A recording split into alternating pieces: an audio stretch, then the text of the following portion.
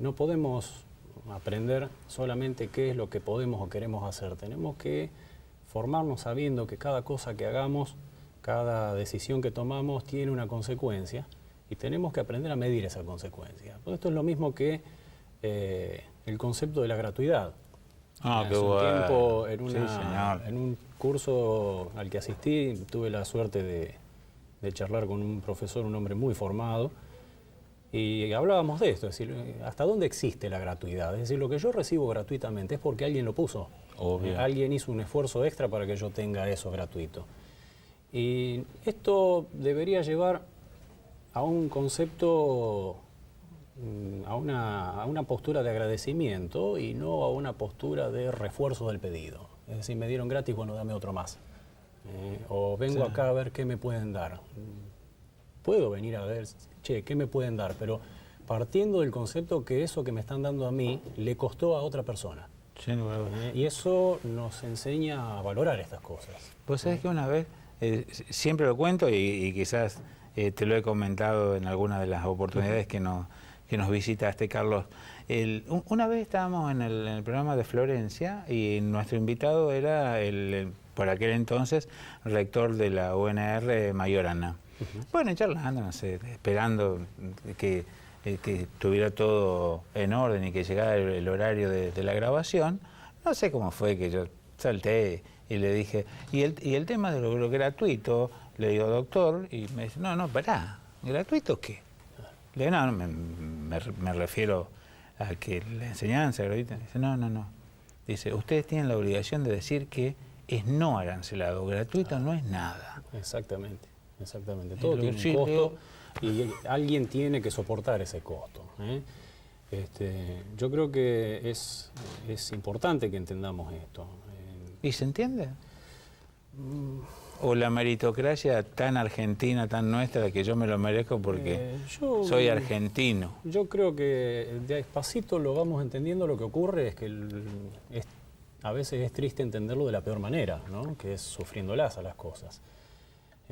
Yo creo que no se ha entendido lo suficiente y por eso cuesta tanto llegar a buen puerto con la solución a algunos problemas. ¿Te parece que pasado el tiempo, no el semestre que viene ni cuando terminen las elecciones generales, sino pasado algún tiempo, se viene un programa al estilo Finlandia, al estilo Polonia, o se viene algo federal, donde Mendoza, que ya arrancó, ¿no?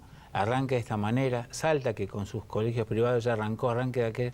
Distintas iniciativas, pero no algo argentino en su totalidad, que tanto nos cuesta ponernos de acuerdo. Yo creo que los modelos... Santa Fe, el Volvo Estudiar de Santa Fe, hiper particular. Santa Fe, y Santa Fe ha logrado avances en unas cuantas cuestiones. Yo creo que los modelos tomados de sociedades como la del norte de Europa funcionan bien en el norte de Europa.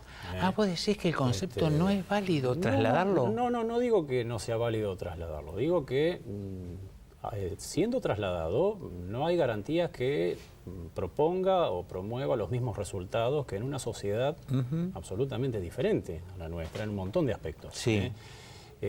En principio uno podría decir, bueno, nosotros en Argentina tenemos la educación pública, con todos los problemas que tiene, sigue siendo una buena educación.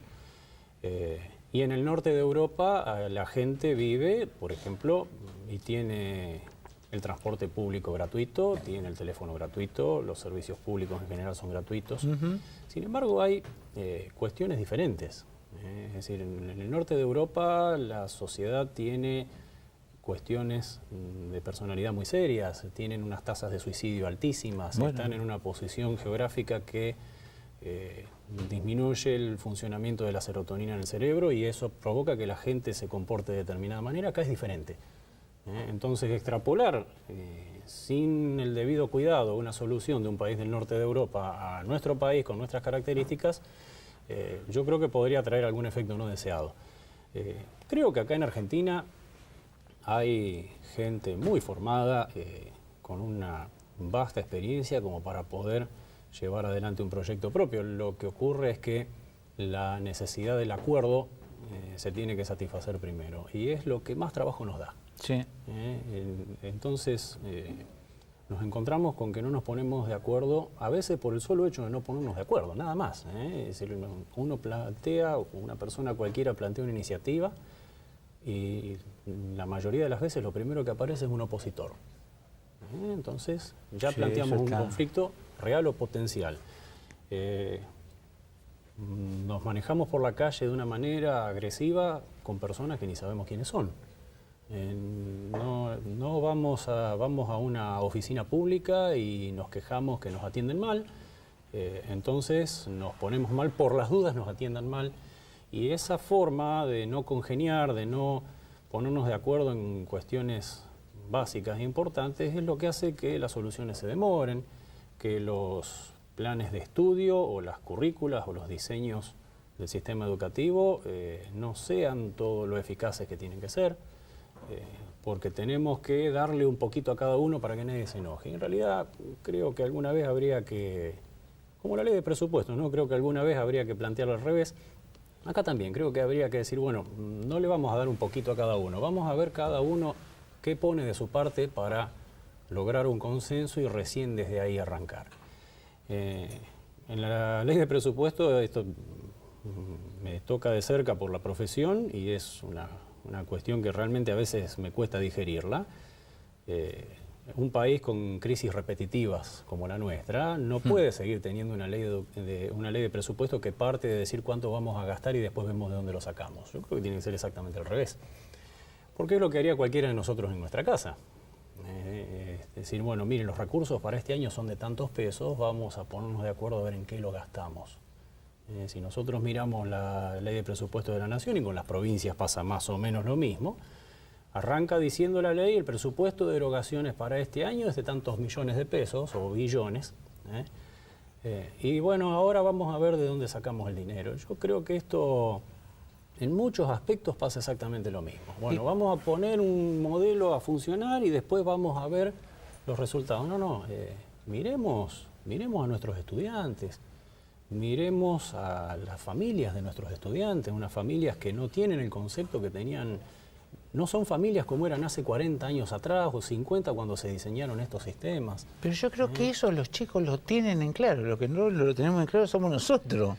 Vos sabés que es mi sensación, No, por supuesto. de discusiones con mis hijos, es obvio, ¿no? Por supuesto que blanqueamos todo. Por supuesto que sí, yo no soy la excepción tampoco y hay un proceso natural en la persona que es que a cierta altura de la vida hay ciertas cosas con las que se siente cómoda y es resistente a cambiarlas. Sí, es una cuestión propia del ser humano.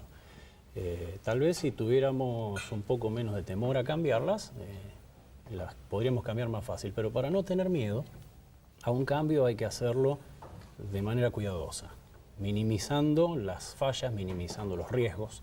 Entonces la gente iría perdiendo el temor. Carlos, ¿sos optimista?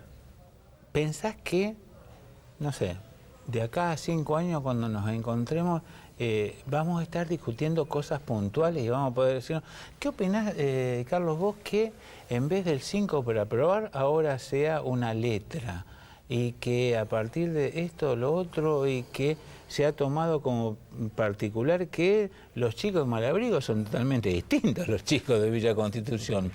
Es decir... Sí, ya de por sí el concepto de la calificación es un concepto un poco vidrioso, ¿no? ¿Te acordás cuando lo puso la provincia de Buenos Aires? Bueno, estamos llegando. La provincia de Buenos Aires. La estigmatización. ¿Vos creés en eso? Yo creo que... Es decir, vos me tomas examen, te entrego el hoja en blanco y me pones un 0. Es decir, yo me voy a sentir mal. Es decir, mira, quedé fuera del sistema. ¿No? Entonces, para que no quede fuera del sistema, le voy a poner un 4. Yo creo que es un parche más. El hecho de que entregué en blanco, que me importó un pepino. Verdad. A lo mejor hay un montón de motivos muy profundos. Exactamente, y ahí creo que vos apuntás correctamente la cuestión. Es un parche más para dejar conformes a todos. Entonces, pongo una nota porque tengo que poner una nota. No pongo una nota vidriosa porque no quiero que el chico se enoje. volvemos a, digamos, a este problema de repartir en vez de aunar. Yo creo que hay una forma un poco más simple de medir esto, que sería como cuando Maslow desarrolló su pirámide de las necesidades. Hay ciertos conceptos que un estudiante tiene que acreditar que lo sabe, y por desgracia la única forma que tenemos hasta ahora es a través de un examen. Alguien le tiene que preguntar con determinada técnica, después veremos cuál. Pero escúchame, Carlos, pero te tengo que cortar. Disculpame, sí, disculpen, disculpen. Porque fíjate cómo nos vemos obligados a ser diplomáticos, a decir, bueno, lamentablemente tenemos... ¿Por qué lamentablemente? Esta es. ¿Vendrá otra mejor? Bárbaro. Imagínate que nosotros, digamos, por decirlo de manera criolla, aflojáramos la cincha con las calificaciones y termináramos con un médico que no se acuerda bien si el hígado está a la derecha o a la izquierda. O termináramos con un abogado que no se acuerda que en el año 2015 se implementó el nuevo Código Civil y Comercial.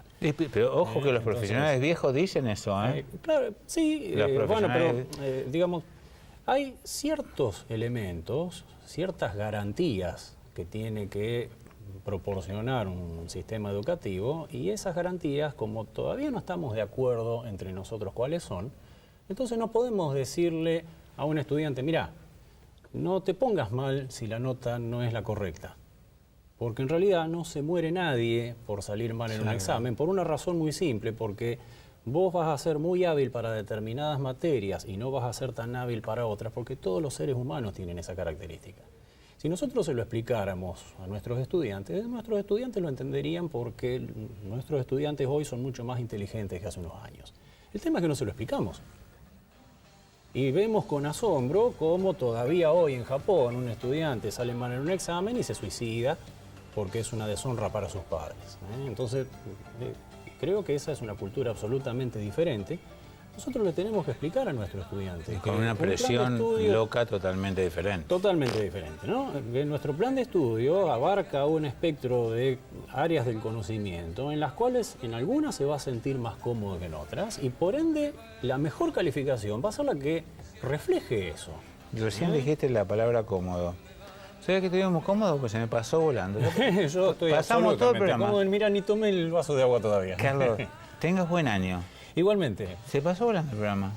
Sí, es un gusto enorme estar, Andrés. Y el objetivo de esto es, más que precisar ciertas cosas, es poner de manifiesto que hay un problema, que no vivimos ajeno a ellos, más allá de la diaria. Claro que no. Tengas buen año. Igualmente para vos. Y bueno, saludo a toda la comunidad educativa de San Pablo. Muchísimas gracias. Gracias, Carlos. Por favor, gracias a vos. Señores, mañana seguimos esta recorrida por el norte de la provincia de Buenos Aires, el sur de la provincia de Santa Fe, así que pues bien, será hasta entonces. Si es natural,